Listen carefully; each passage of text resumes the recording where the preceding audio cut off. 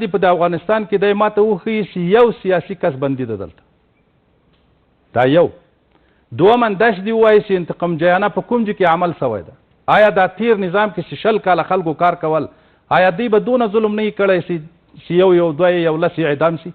او دی د اختر پشپه د اختر لوی اختر پشپه یې طالبان شهیدان ول مای جنازې وړي دي نو زه دا درته وایم چې ازادي څه معنا لري دلته اوس میډیا کار کوي ته پکې خبرې کوي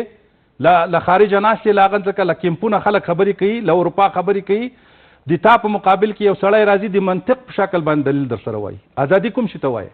موږ په دې تیرو شلو کلو کې د ماته د امریکا د اشغال د وخت لاندې دغونه شاهد راکړي چې دغونه ازادي چې تاسو کې غږیږي دغونه ازادي مو غیدلی شوی په ټوله میډیا کې یو مطمئن و یو فرید چې اخر ته حاجي فرید غریب هم پسې واخیستل مطمئن هم پسې واخیستل 2 میاشتې بندیان کړل په دغه ځای کې به د وزارت داخله هغه ناستو هغه ته به براله تهدید کول بیا یې 2 میاشتې 3 میاشتې بندي کړی اوس ته ولې خبرې کوي آیا هغلته ازادي و که دا اوس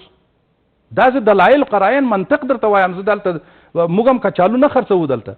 دونه مقایسه یې د امریکا او د افغانستان یې وکول